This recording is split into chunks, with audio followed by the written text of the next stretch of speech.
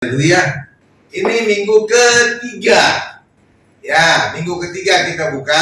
Sejak buka, maka sesuai dengan janji saya, setiap minggu kita akan bicara tentang setiap kitab yang kita berurutan. Maka hari ini juga menjadi kitab ketiga yang akan kita bahas. Dan itu adalah kitab Imamat.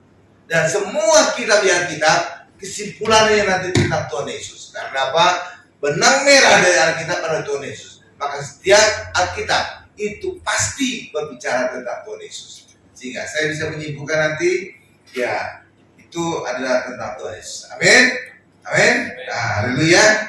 Saya senang bertemu dengan saudara. Apakah saudara senang bertemu dengan saya?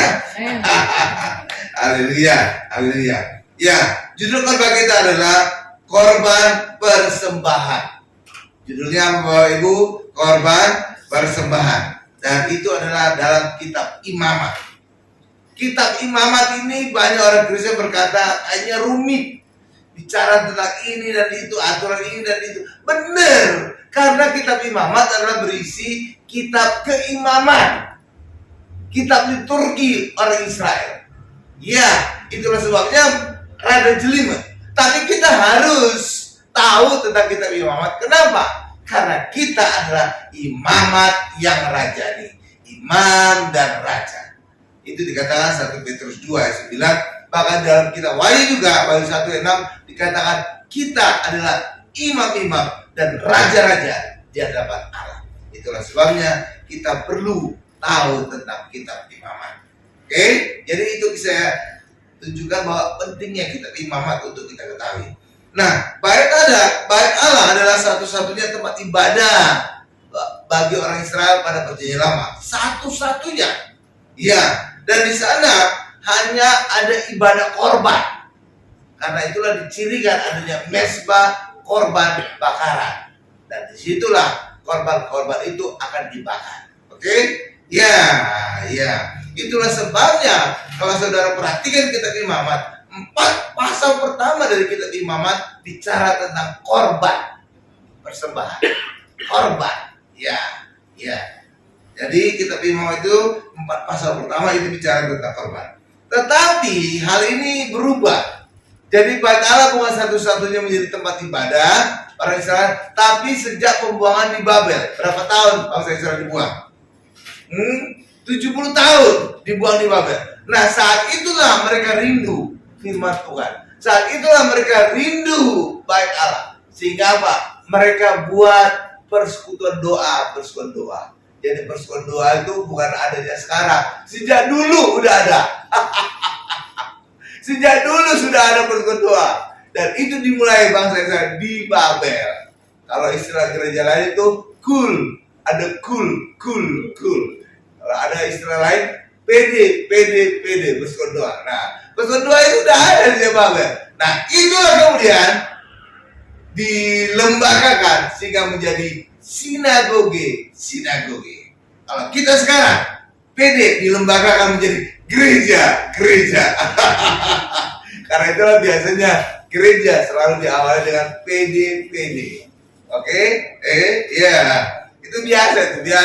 Gereja manapun biasa itu diawali dengan PD. Benar. Coba saya lihat gereja manapun di Jakarta, itu ahli PD. Jadi itu PD itu sebenarnya sudah ada ribuan tahun yang lalu sejak bangsa Israel dibuang di Babel.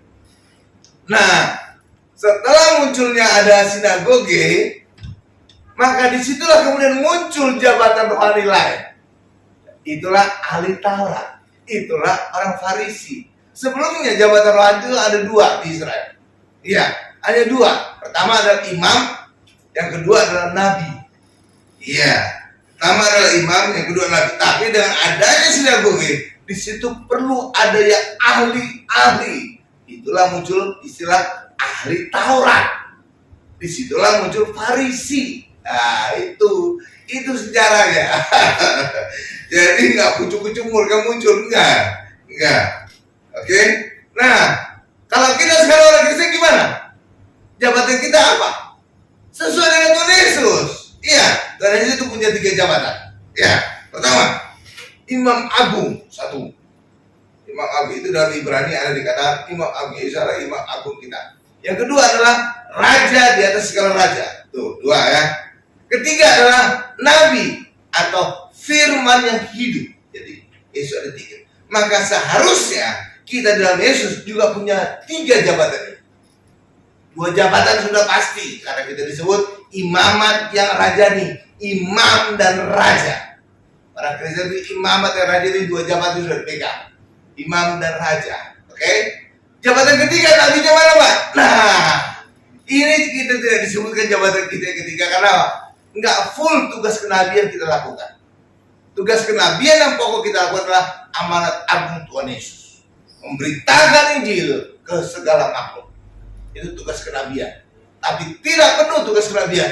Karena tugas kenabi yang kedua adalah yang enggak kita lakukan adalah menyatakan kesalahan umat. Itu tidak kita lakukan.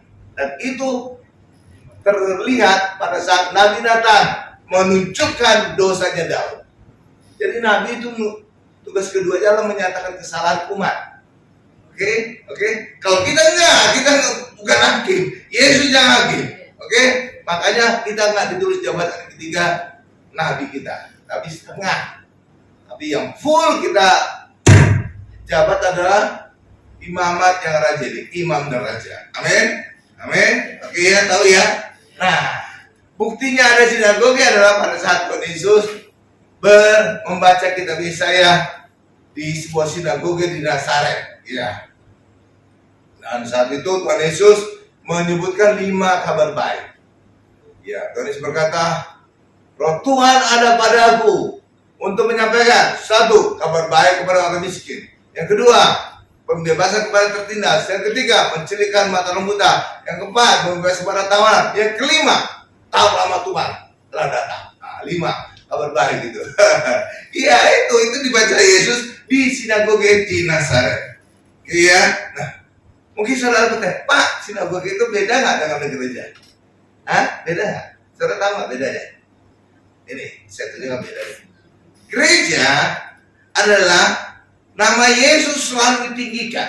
Nama Yesus menjadi pusat ibadah gereja.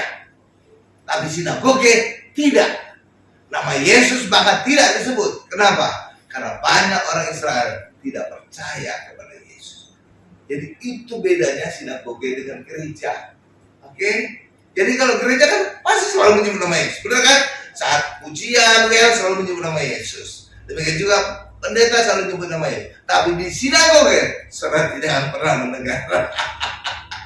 Iya, jadi bedanya gitu. Jadi saudara tahu sekarang ya.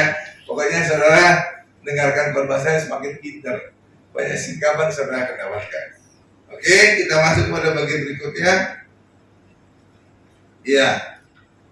Tetapi setelah penyaliban Tuhan Yesus, tidak pernah lagi disebut tentang korban-korban persembahan. Kenapa? Kenapa? Perjanjian baru tidak lagi menyebut tentang korban. Kenapa? 1.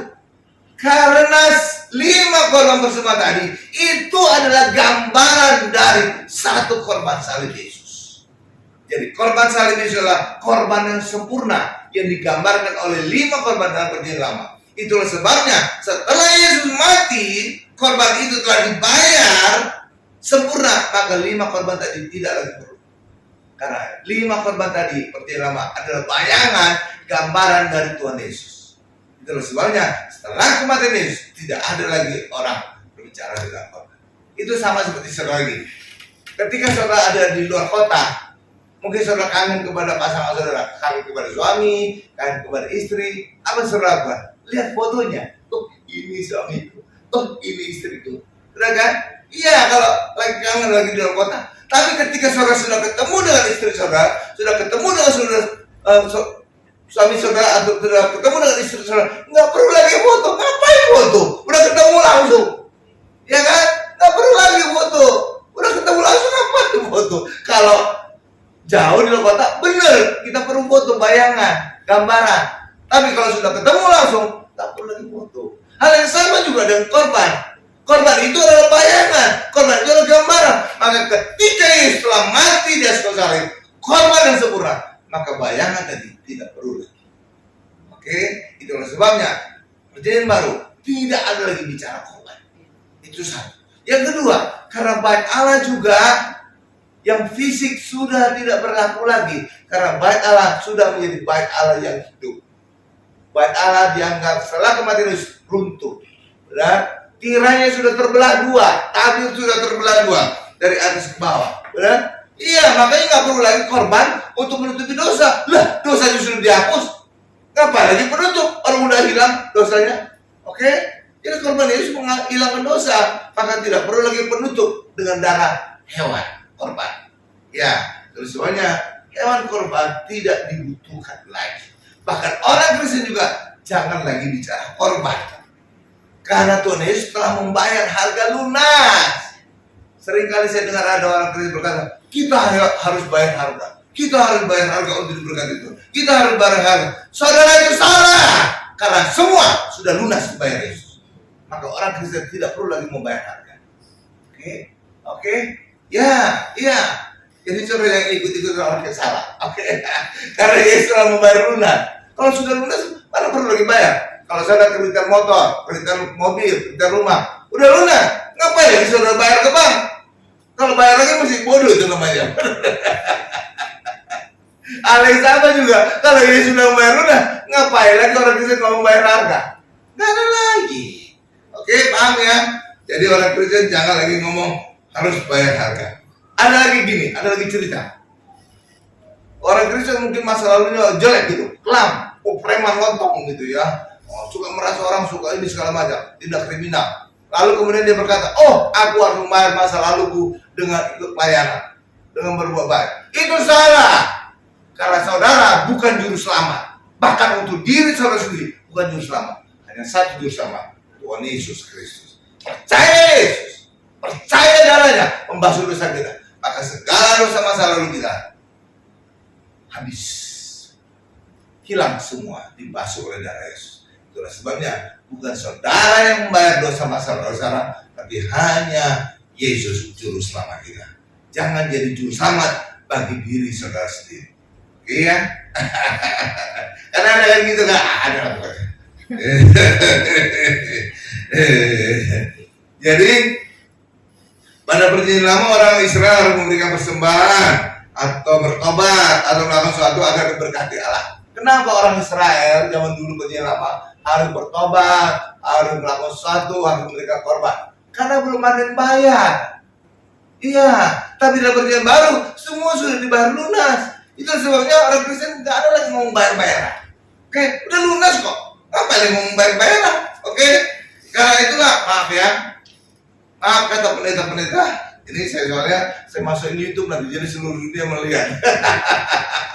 Kan jangan-jangan ada yang lihat pendeta juga. Maaf pendeta ya. Banyak kesalahan pendeta berkata, kita harus bertobat agar engkau sembuh. Kamu harus bertobat agar diberkati. Kamu harus bertobat agar doa-doamu dijawab oleh Tuhan. Itu salah. Itu perjanjian lama. Karena belum ada yang bayar. Jadi kita harus membayar semuanya agar Tuhan berbaik hati kepada kita. Tapi sekarang kita ada dalam perjanjian baru. Darah Yesus telah membayar semuanya sehingga kita bisa dapatkan semuanya. Dan lewat kita dapatkan semuanya, kita dapatkan kemurahan Allah, kita dapatkan kasih Allah. Itulah yang akan menuntut kita kepada pertobatan. Jadi pertobatan bukan lagi syarat, bukan lagi depan, tapi pertobatan adalah buah di belakang. Jadi jangan ada pendeta atau orang-orang misalnya datang doain orang, bertobatlah supaya kamu sembuh. Salah itu, Bang. Lalu ngomongnya harus gimana, Pak? Tuhan mengasihi kau. Tuhan akan memberkati kau. Tuhan akan menyembuhkan kau. Sudah, ketika dia sembuh, nggak perlu saudara suruh dia bertobat, dia bertobat sendiri. Nggak perlu saudara ajak dia ke gereja, dia akan ke gereja. Kenapa? Karena kebaikan Allah menuntut orang pada pertobatan. Oke. Jadi kalau saudara doa orang jangan berkata bertobatlah supaya engkau sembuh.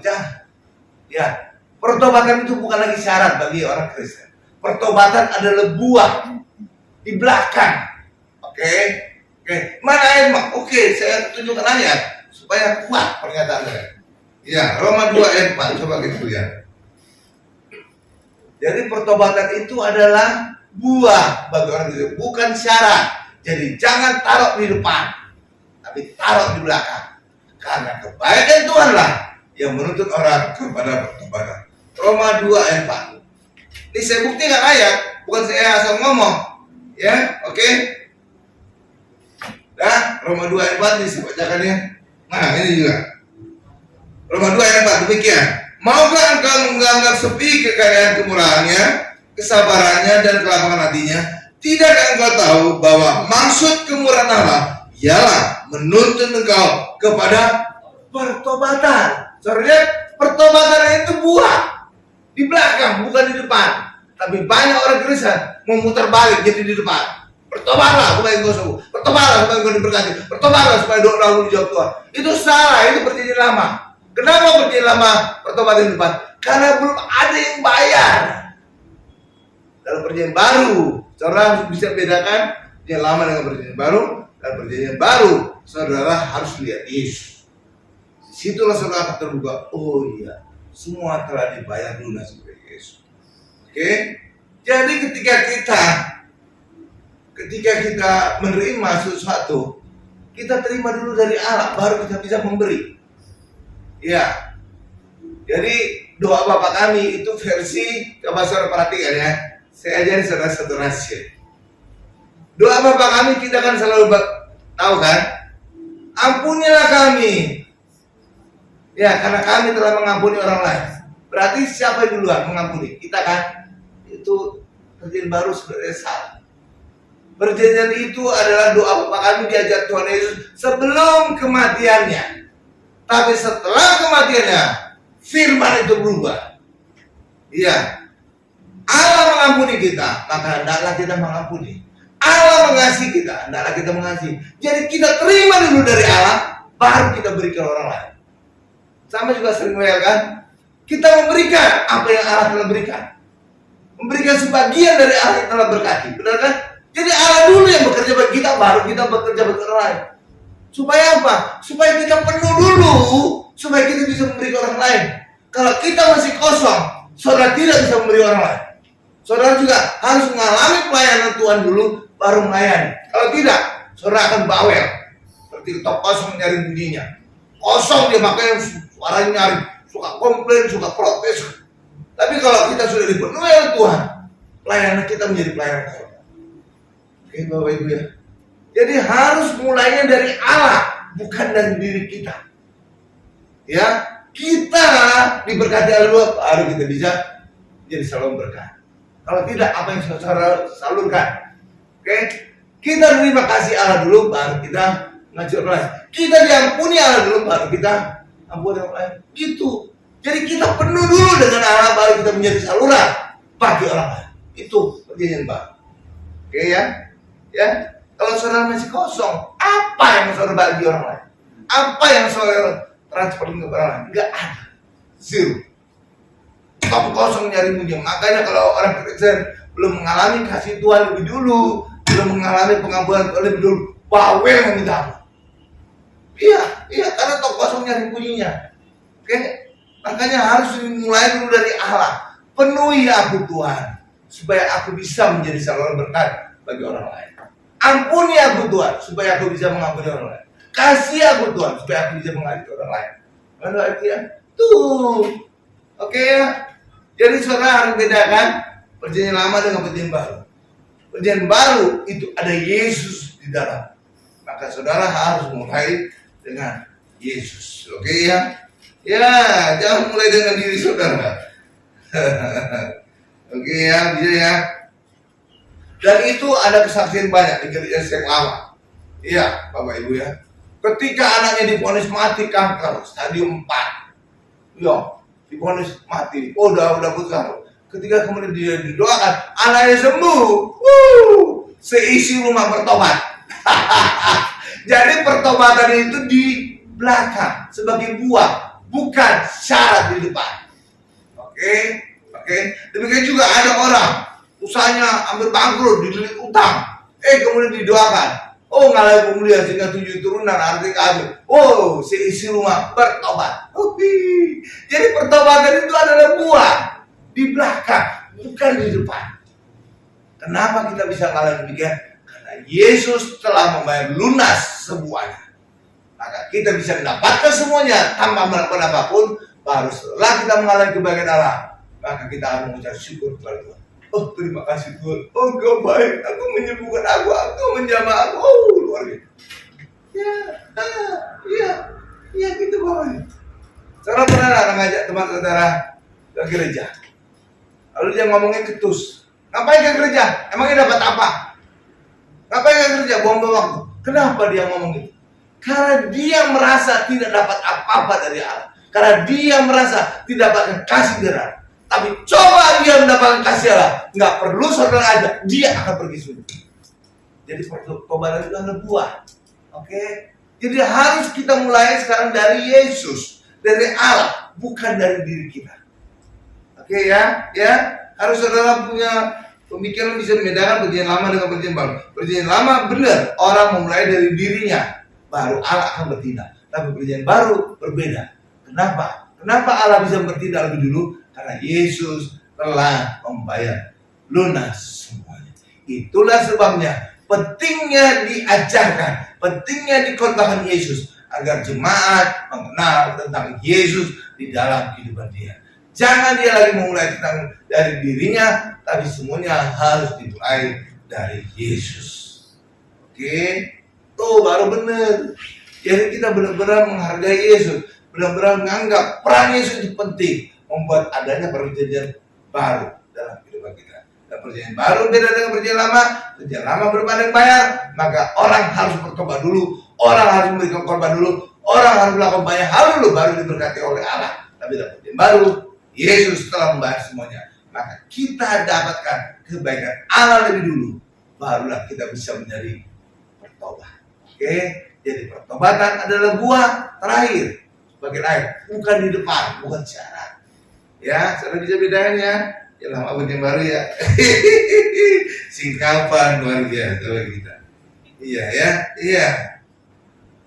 Karena itulah bagi kita, makanya saya sekarang mengajarkan Yesus saja dari Kejadian sampai Wahyu. Setiap minggu saya ajarkan tentang setiap kitab di Alkitab. Pertama kali itu adalah Kejadian, minggu yang lalu Keluaran, sekarang Imamat. Besok Bilangan, besoknya lagi adalah Ulangan. Terus Hakim, Rut. Terus saya sudah selesai persiapan khotbah sampai Rut sekarang. Udah ada persiapannya. Iya, akan terus. Tapi kesimpulannya harus Yesus. Iya, seperti contohnya saya sering kali contoh Musa membebaskan orang Israel dari perbudakan Mesir. Kesimpulannya nanti adalah demikianlah gambaran Yesus akan membebaskan kita dari perbudakan setan dan dosa. Jadi itu kesimpulannya harus Yesus. Karena semua Alkitab dari Kejadian sampai Wahyu tentang Yesus. Iya, cuma ada perjanjian lama terselubung dalam perjanjian baru disingkapkan. Jadi harus bisa kita simpulkan tentang Yesus. Oke ya? Iya. Luar biasa. Ya, saudara bisa mengikuti khotbah-khotbah saya berurut dari Kejadian sampai Wahyu nanti di YouTube, channel YouTube Gereja Hermon. Ya. Bagi saudara yang baru lihat, saudara bisa masuk ke channel Gereja Hermon. Gampang kan? Ingat ya kan? Ya, kemarin saya bikin kasih nama channel itu bahasa Inggris Mount Hermon Church. Wah, susah. Kenapa? Kalau bahasa Inggris kita nanti akan bersaing secara internasional. Susah nyari YouTube-nya, harus scroll lagi ke bawah gitu, jauh. Nah, harus bahasa Indonesia. Kalau bahasa Indonesia kita tulis, kita search langsung ketemu tuh. Kalau bahasa Indonesia, iya benar. Itu saya sudah pengalaman membuat channel YouTube. Jadi jangan sok-sokan Inggris. Saudara nanti akan bersaing seluruh dunia tuh. Susah nyarinya. Channelnya susah nyarinya, susah. Tapi kalau bahasa Indonesia gampang. Ketik langsung ketemu tuh. Pertama lagi Gereja Hermon, gampang. Kan sebelumnya ada itu enak kayaknya sesuai nama gereja Mount Hermon Church. Wah, enggak. Karena saya pernah pengalaman sebelumnya. Ya, nama channel saya Bible Story. Waduh, saingan di seluruh dunia, berat. Sebelumnya nama channel saya Renungan Harian itu Mana Harian. Oh, cepat banget. Ketik Mana Harian, klik langsung ketemu, muncul gitu. Iya, karena bahasa Indonesia. Kalau perlu ada bahasa Batak, pasti paling cepat itu. Karena nggak ada saingan di seluruh dunia. Bahasa Inggris saingan di seluruh dunia, susah channel kita ketemu. Iya, itu pelajaran dari YouTuber. YouTuber amatir ya, saya juga YouTuber. Oke ya. Nah, pada perjanjian lama, korban perjanjian lama itu orang Israel itu membawa hewan korban berupa ternak mereka atau korban yang mereka beli di pelataran Bait Allah. Ya, waktu adanya pedagang di Bait Allah ini sebenarnya sangat menolong orang Israel memberikan korban persembahan kepada Allah. Kenapa sangat menolong? Nih, saya ajak saudara membayangkan ya. Misalkan kita orang Nasaret ingin memberikan korban persembahan di Bait Allah itu ada di Yerusalem. Jadi Nasaret itu daerah Galilea, Yerusalem itu daerah Yudea. Oke ya. Itu sekarang saja naik bis berjam-jam dari Nasaret di Galilea ke Yerusalem, Bait Allah. Ya. Lama Pak. Apalagi zaman dulu jalan kaki. Wow, berapa hari itu. Belum lagi dia harus menuntun ternaknya yang akan menjadi korban. Waduh, repotnya minta ampun. Iya, dia harus nginap beberapa kali, kasih makan ternaknya, taruh kandangnya segala macam, repot. Belum lagi sampai di Bait Allah, ternyata hewannya diperiksa oleh imam, ada cacat celahnya, nggak layak jadi korban, sia-sia semua jadi payah. Lalu cara praktisnya gimana? Cara praktisnya adalah beli saja hewan korban yang ada di Bait Allah. Cuma masalahnya kerjasama dengan imam di situ, para pedagang itu membuat harga hewan korban tadi harganya selangit, mencekik. Itulah yang diomeli oleh Tunis. Itulah yang diusir oleh Tunis. Iya, karena Tunis berkata, kamu jadikan Bait Allah rumah doa menjadi sarang penyakit.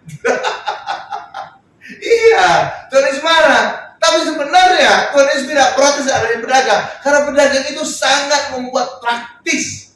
Seperti tadi saya gambarkan kan, bahwa orang dari Nasaret bawa ayam korban ternaknya beri persembahan ke Bait Allah di Yerusalem itu jauh, bisa berhari-hari, iya kan? Ya mati lagi di tengah jalan. Belum lagi sampai di Bait Allah, ternyata dinyatakan cacat, ada cacat celahnya sehingga tidak layak jadi korban persembahan. Waduh, apa sih? Iya, susah. Bagusan beli di Bait Allah, sudah tersedia di situ, cuma harganya sangat tinggi, sangat mencekik. Itulah sebabnya Tuhan Yesus marah dan mengusir para pedagang di Bait Allah. Tapi sebenarnya itu sangat menolong. Sama juga dengan di gereja. Perlu tidak adanya pedagang? Boleh aja pedagang yang jualan Alkitab, jualan makanan, jualan minuman. Kenapa? Praktis buat jemaat. Ingin beli Alkitab, langsung jalan depan sudah ada, nggak perlu ke toko buku. Ingin makan atau minum, tinggal keluar, tinggal bayar. Praktis kan? Iya, pedagang itu menolong, praktis. Iya, tapi jangan harganya selangit. Nah, itu yang menjadi kau sarang penyambung. Iya, jadi bukan masalah pedagangnya, tapi harganya jangan mencekik. Paham ya saudara ya? Itu yang diusir oleh Yesus. Coba kita lihat ayatnya dah. Matius 21 ayat 12 ayat 13. Matius 21. Jadi pedagang itu sangat menolong sebenarnya. Iya kan? Kalau saudara lapar, beli makanan dulu, beli minuman, kan enak kan? Praktis. Tapi jangan pula harganya 2 kali lipat dari harga itu mah kamu punya.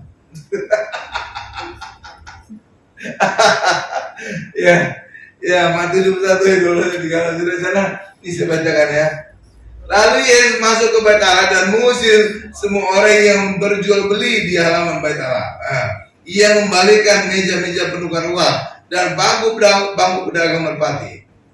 Dan berkata kepada mereka, ada tertulis, rumahku akan disebut rumah doa, tetapi kamu menjadikannya sarang penyamun. Nah, ini juga ada penukar uang. Jadi zaman dulu juga udah ada money changer. Iya. Iya, ada penukar uang kan? Penukar uang, ada money changer zaman dulu. Jadi money changer itu bukan hal yang baru, udah lama. Udah berapa tahun? Iya. Kenapa ada money changer zaman dulu? Saudara tahu nggak? Udah. Karena pada saat itu bangsa Israel dijajah oleh orang Romawi. Maka uang yang beredar adalah uang Romawi. Oke ya?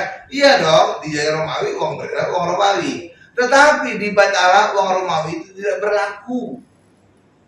Iya, tidak berlaku, itu dianggap uang haram, uang penjajah. Itulah sebabnya di Bait Allah berlaku ada uang orang Israel sendiri.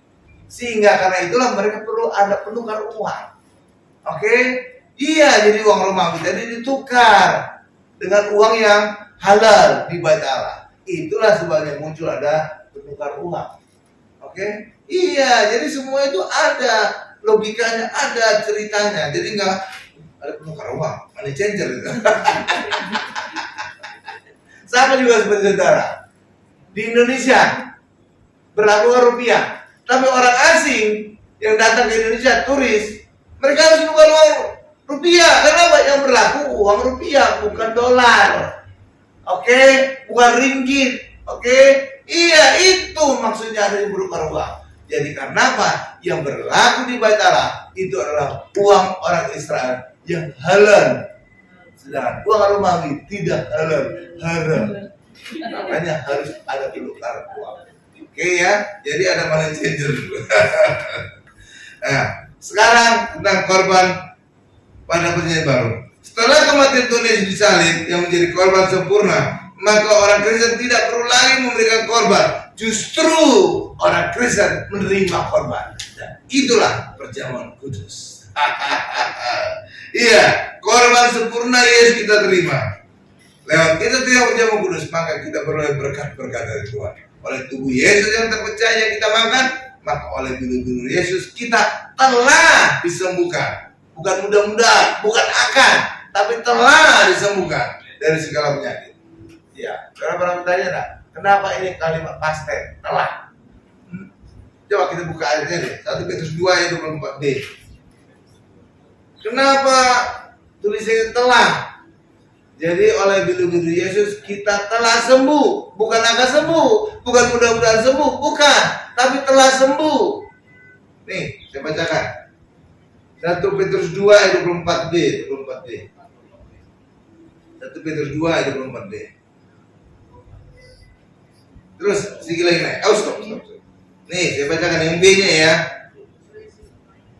Oleh bilur-bilurnya kamu telah sembuh. Saudara pernah bertanya, kenapa kalimatnya kalimat telah, bukan akan atau mudah-mudahan? Kenapa? Karena Yesus telah membayar 2000 tahun yang lalu, bahkan sebelum kita lahir. Oleh bilur Yesus kita sembuh. Kapan Yesus mengalami bilur? 2000 tahun lalu pada saat Yesus disalib. Itulah sebabnya bentuknya past tense, bukan present atau future. Oke, telah sembuh. Jadi bentuknya adalah telah.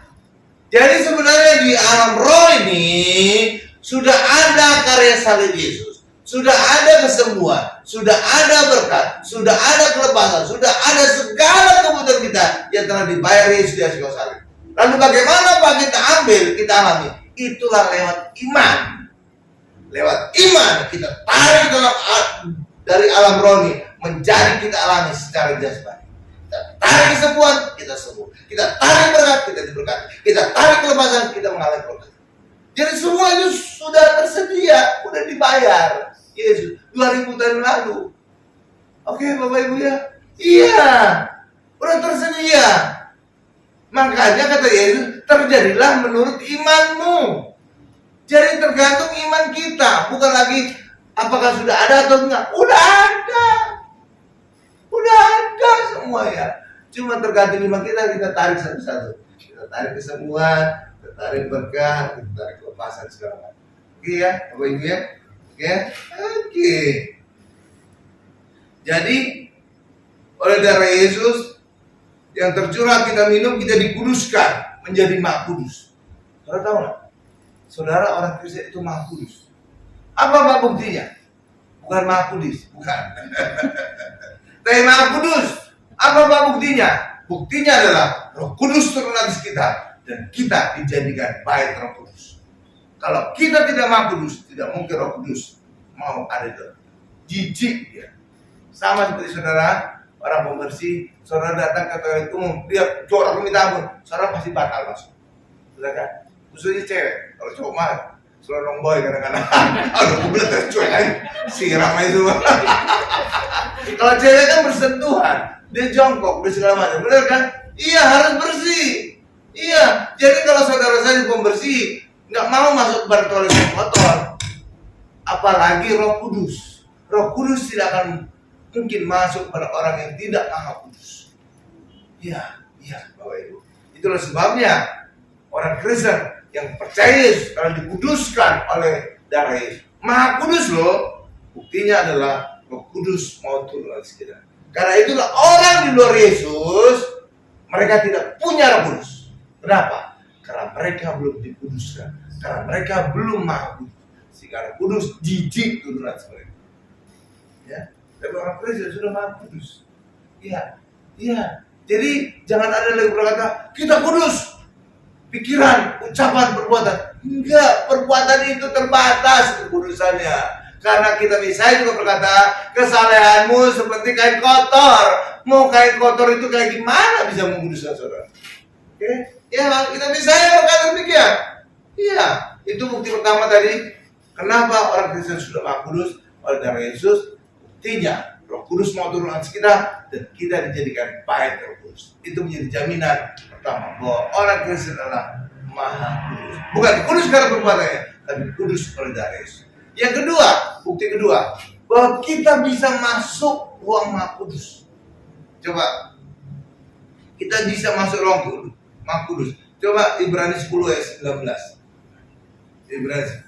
Jadi kita sekarang penuh keberanian untuk masuk ke ruang Maha Kudus. Kenapa? Karena kita sudah Maha Kudus. Maka kita boleh masuk ruang Maha Kudus. Kalau kita nggak kudus, mati kita masuk ruang Maha Kudus. Ditolak oleh Allah. Sama seperti saudara juga masuk toilet yang jorok, saudara akan nolak toilet. Jijik. Roh Kudus juga akan jijik kalau datang kepada orang yang tidak kudus. Ibrani 10 ayat 19. Sudah? Ini saya bacakan. Jadi saudara-saudara, oleh darah Yesus, katakan sama-sama saya, oleh darah Yesus, kita sekarang penuh keberanian dapat masuk ke dalam tempat kudus. Bahasa Indonesia tidak terlalu tajam. Ya, nggak tahu gimana bisa hilang Maha Kudus ya. Ada hilang nih. Ya, laporkan ke KPK. Ada kehilangan ayat. Coba tampilkan bahasa Inggris. Ini saya akan tunjukkan. Itu ruang Maha Kudus. Bukan kudus saja, Maha Kudus. Holy. Yang bahasa Inggris ya. Makanya tadi saya tanya, pastikan ada yang bisa menampilkan yang versi bahasa Inggris ya.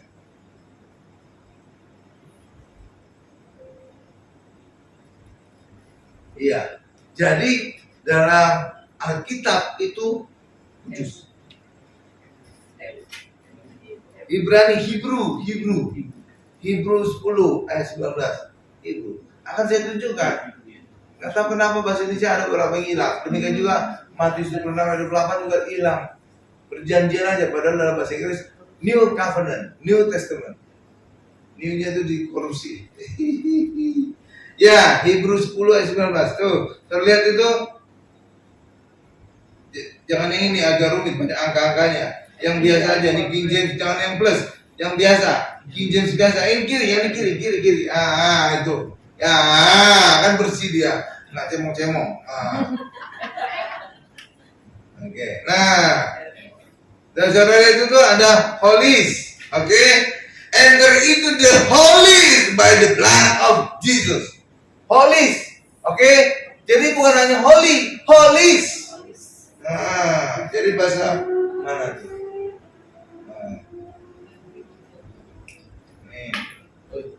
Mana tadi? Ini holies. Ya, holies ya. Jadi Maha Kudus. Kenapa kita berani masuk ruang Maha Kudus? Karena darah Yesus membuat kita Maha Kudus. Jadi orang Kristen itu saudara sudah Maha Kudus. Buktinya Roh Kudus tinggal di dalam kita. Kita menjadi bait Roh Kudus. Itu menjadi bukti akurat paling kuat, tidak bisa terbantahkan. Karena Roh Kudus pasti hanya mau tinggal di dalam orang yang Maha Kudus. Tidak mungkin orang yang hanya sekedar kudus. Itu jijik dia. Jadi kekudusan kita itu hanya oleh darah Yesus. Amin. Bukan karena perbuatan loh Bapak Ibu ya. Ya bukan ya. Kalau berdasarkan perbuatan, tetangga sebelah lebih kudus dari saudara. Benar. Ini saya buktikan ya. Tetangga sebelah kalau berdasarkan perbuatan lebih kudus dari saudara. Ya. Ibadah saja mereka 5 kali. Saudara hanya sekali seminggu. Beda banget. Kalau mereka seminggu, 5 kali 7, 35 kali mereka. Saudara lihat, saudara hanya sekali. Pakaian juga demikian, tertutup dari atas ke bawah. Orang Kristen kadang-kadang pakaian you can see everything. Oke? Ya kan? Iya. Ya kan? Iya. Karena itu jangan berlagak-lagak orang Kristen kudus karena perbuatan. Kalah saudara dengan orang lain. Kalah, betul. Mereka lebih layak masuk surga kalau mereka perbuatan. Iya. Karena itulah selalu kalau mereka mati diterima sisinya sesuai dengan perbuatannya. Kalau kita tidak pernah pendeta ngomong orang yang mati diterima sesuai dengan perbuatannya. Gak pernah kan? Nggak. Percaya Yesus masuk surga. Iya kan? Iya, karena kita bukan merasakan perbuatan. Kalau mereka merasakan perbuatan, karena itu jangan sok-sok ngomongin perbuatan, kalah saudara dengan mereka. Iya. Bahkan juga Tuhan Yesus juga pernah berkata, jika ibadahmu tidak lebih dari ahli Taurat dan Farisi, engkau tidak layak masuk ke kerajaan surga. Tuh, iya ayatnya. Iya kan? Kalah kita kalau dengan orang dunia, kalah. Tapi kita punya Yesus, darahnya membuat kita kudus, maka kita menjadi layak masuk surga. Bahkan ketika kita di dunia, Roh Kudus sudah menjadikan kita baik Roh Kudus. Oke? Amin. Iya, itu menjadi bukti akurat. Bahkan kita dengan Ibrani juga dengan penuh keberanian masuk ruang Maha Kudus. Gak tahu saya bisa hilang bahasa Indonesia jadi Maha Kudus. Itu holis kan? Iya, Maha Kudus itu artinya. Oke. Jadi kekudusan kita adalah oleh darah Yesus, bukan karena perbuatan kita, menjaga pikiran, ucapan, perbuatan, tidak, itu terbatas. Karena tadi saya katakan Yesaya 64 ayat 6 berkata, kesalahan kita seperti kain kotor di hadapan Allah. Bagaimana saudara bisa berharap kudus di hadapan Allah? Kalau Allahnya menyebut kita kain kotor. Yang benar aja. Oke. Iya dong. Ayat ngomong, jangan kata pendeta. Ayat ngomong apa? Karena standar hidup orang Kristen adalah Alkitab. Ayat firman Tuhan. Oke ya. Dan ada satu hal yang menarik lagi. Ya. Kalau saudara pernah ke Israel, di situ ada tempat satu loteng disebut tempat turunnya Roh Kudus, Pentakosta. Ya. Saudara pernah bertanya-tanya, kenapa Pentakosta terjadinya di situ? Saya kritis, saya tanya dalam hati, kenapa Pentakosta terjadinya di loteng atas itu? Saudara pernah bertanya dalam hati? Saudara pernah bertanya kepada pendeta? Mudah-mudahan pendeta bisa jawab. Saudara tahu? Nih saya kasih saudara rahasia ya. Karena di tempat itu sebelumnya Yesus mengadakan perjamuan kudus dengan murid-muridnya, sehingga seluruh tempat itu menjadi kudus, sehingga Roh Kudus mau turun di tempat itu. Itu jawabannya, betul kan? Oke. Iya, jadi kenapa Roh Kudus turun, Pentakosta turun di loteng itu? Karena di situ beberapa hari sebelumnya Tuhan Yesus mengadakan perjamuan kudus dengan murid-muridnya. Itulah sebabnya bukan saja murid-muridnya kudus, tempat itu juga menjadi kudus. Karena itu saya kasih trik untuk saudara dapat rumah.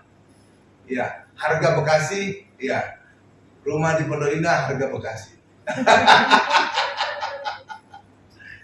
Caranya cari rumah di Pondok Indah yang disebut rumah hantu. Saudara jangan takut. Saudara adakan di situ perjamuan kudus, seluruh setannya akan pergi. Karena rumah itu telah dikuduskan. Maka saudara akan dapatkan rumah Pondok Indah harga Bekasi. Betul. Di Pondok Indah itu ada beberapa rumah yang kata rumah hantu. Beli itu kalau saudara punya duit sedikit-sedikit. Iya, beli. Iya. Adakan perjamuan kudus di situ, maka tempat itu menjadi kudus. Setan tidak ada lagi berani di tempat itu. Saudara juga tahu segitiga Bermuda yang sempat pernah hilang beberapa pesawat, kapal. Kenapa ada segitiga Bermuda? Kenapa bisa hilang? Karena di situ tempat setan. Kok bisa ada setan situ? Begini ceritanya. Beberapa abad atau beberapa tahun sebelumnya, itu di sekitar Florida, di bawah Florida itu Afrika. Maka orang-orang Afrika zaman dulu banyak diangkut sebagai budak ke Amerika zaman perbudakan dulu, dan mereka diperlakukan secara sadis sehingga banyak yang mati, dan setiap mati dibuang ke laut. Jadi laut itu menjadi kuburan massal. Disitulah banyak setan, karena setan tempatnya di kuburan, tempat orang mati. Karena itulah tahu cerita itu, kemudian ada orang Kristen kemudian naik kapal ke tempat itu, adakah perjamuan kudus di segitiga Bermuda. Maka sejak saat itu tidak ada lagi kejadian yang hilang kapal. Kenapa? Karena setan-setannya sudah pergi semuanya, karena di situ telah diadakan perjamuan kudus. Oke. Itu aplikasinya.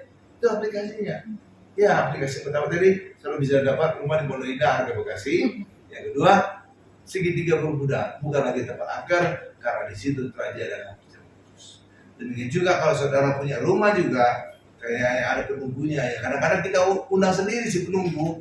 Kadang-kadang kalau bangun rumah orang ada pisang ditaruh di atas, tukangnya juga, oh ini udah ritual harus ada pisang di atas atau kebak-kebok ditanam gitu ya. Itu menang setan. Oke, itu menang setan. Lalu bagaimana menghilangkan setan? Adakan perjamuan kudus di rumahmu, maka setan akan pergi, karena di tempat di mana diadakan perjamuan kudus itu menjadi kudus, dan setan tidak berani masuk ke tempat itu. Oke ya, gampang kan? Nggak perlu undang pendeta, saudara sudah bisa perjamuan kudus saja sendiri di keluarga. Oke ya. Jadi karena itulah kenapa Pentakosta turunnya di loteng atas, karena di situ sebelumnya Tuhan Yesus mengadakan perjamuan kudus dengan murid-muridnya. Oke ya. Jadi kekudusannya luar biasa, sehingga Roh Kudus juga mau tinggal, bahkan tinggal di dalam kita, karena kita telah dibuat kudus oleh darah Yesus. Amin. Saya simpulkan khotbah saya, orang Kristen telah menerima korban yang sempurna dari Tuhan Yesus untuk kita beroleh berkat-berkat Allah, kesembuhan, berkat, kelepasan, dan kemenangan. Amin. Mari kita dudukkan kepala kita. Terima kasih Tuhan untuk firman-Mu hari ini. Kami diajar secara luar biasa tentang korban persembahan dari kitab Imamat. Hari ini kami tahu itu semua adalah gambaran dari korban Yesus. 5 korban persembahan telah digenapi, telah dibayar lunas oleh Tuhan Yesus. Itulah sebabnya kami di dalam Yesus tidak perlu lagi memberikan korban. Justru kami sekarang menerima korban tubuh dan darah-Mu saat perjamuan kudus, untuk kami diberkati, untuk kami disembuhkan, untuk kami mengalami kemenangan di dalam Tuhan. Terima kasih Tuhan untuk firman-Mu. Dalam nama Tuhan Yesus kami berdoa dan mengucap syukur. Haleluya. Sama-sama kita berkata amin.